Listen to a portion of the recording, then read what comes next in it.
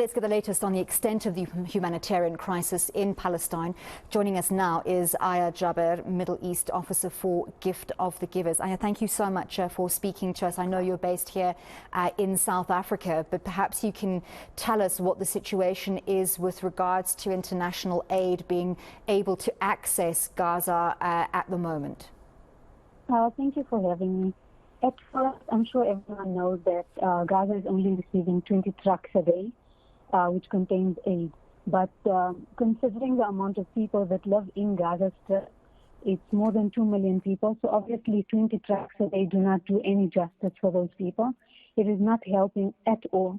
If you think about it, we are in need of medical assistance. We are in need of water. We are in need of fuel. We are in need of so many things, and 20 trucks cannot contain everything that we need.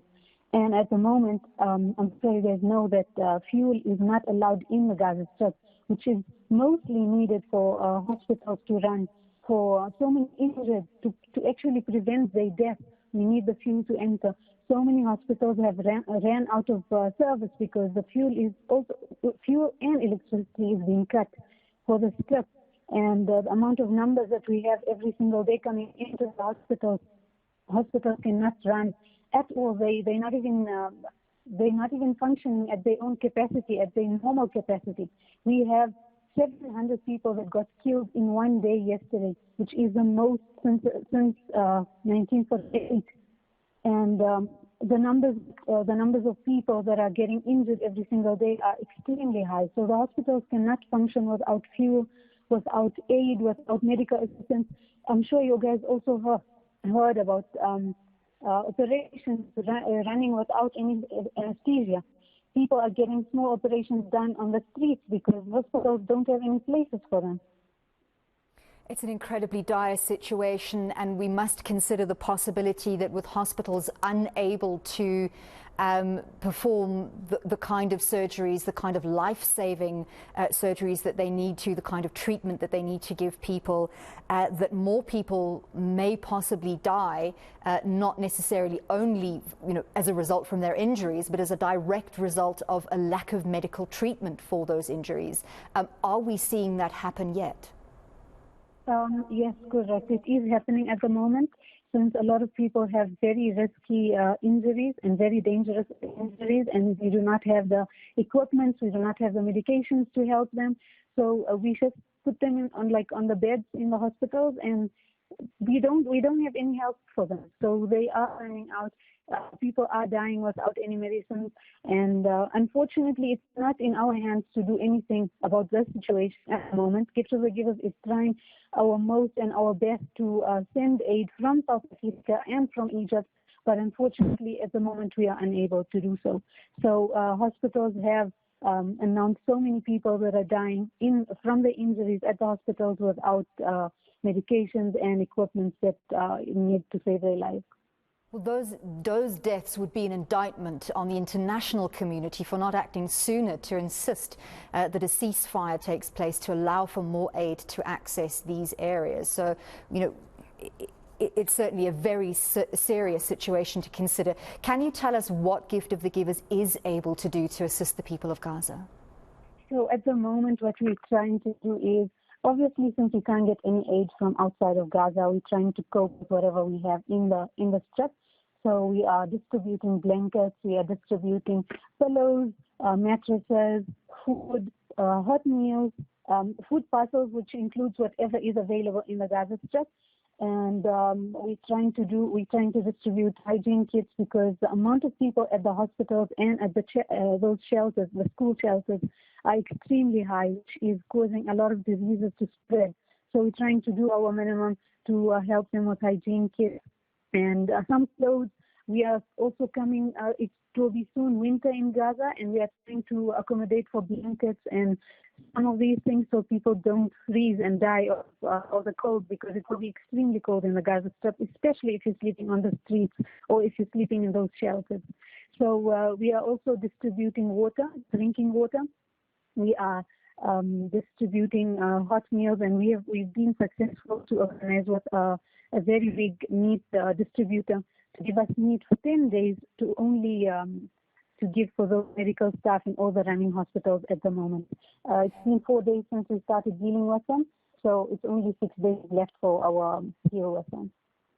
Can you tell us what impact continued bombing is having on aid organizations like yourselves trying to distribute aid, get to people who are completely cut off? So unfortunately, this is going to cause us to stop working because we don't have anything else other than what's available in the Gaza Strip. We do know that there are warehouses that still have some stock, but we are unable to reach those warehouses, and we've been wanting a ceasefire so that we can reach those areas and get those stock out of it, like groceries and some sort of food for those people. But with the whole bombing happening, it's actually making the streets filled with rubble, and our cars are unable to go there. Also, our team is not that big, so we are working with other organizations on ground, and we're trying to help as many people as possible in so many different areas of the state. But with the whole bombing and the whole stress of our team getting killed, with the stress of other people getting killed on their way to reach those areas and those warehouses, we are unable to do so. So we are stopping. We are waiting for a ceasefire, or we are waiting for them to stop their bombing so we can do so we can try and help more. And unfortunately, we aren't able to get anything out from outside the city, and we should have to wait for now. And our stock is running low. Our food is running low. Most of it, in the start of the war, we were able to distribute food parcels with so many different varieties of meals and that. But since the borders closed and nothing was coming in, we had to limit our supplies for those shelters, and we had to limit everything that we are giving to people. And in the Gaza Strip, most of the time you can survive on just bread. Bread is one of the most important things in the Gaza Strip for the Gaza people. And at the moment, there's no flour entering the country. No flour entering the city, I mean. And with that, all the bakeries are getting closed. All the bakeries were getting bombed and getting targeted from the Israeli airstrikes. So we are very worried that soon our organization will not be able to function anymore, since there is no aid to help those people. My last question for you. I know aid workers are trained to deal with difficult situations, to navigate, these kind of circumstances where people are dying, where people are being severely injured, and still to try and do their best. But talk to us about the emotional toll that this conflict situation is having on aid workers who are trying their utmost to assist the people of Gaza, but who are just constrained in so many ways. Their hands are cut off through this lack of resources. It is very great, we are very grateful for all those workers, because they have so much courage and so much strength to actually be able to leave their families behind and go and help and assist other people in digging them out of those rubbles and getting them out and taking them to the hospital, with the chance of them getting bombed on their way to the hospital or on their way to that specific place. We are very grateful. We actually see so much hope in those people, because they're the ones that are praying the whole day. They are praying and they are asking God to save them and protect them so that they can save other people and save other lives. I can speak personally that I have people in my family that are helping in the whole thing. They are helping with the aid, and they're helping with the search and rescue teams.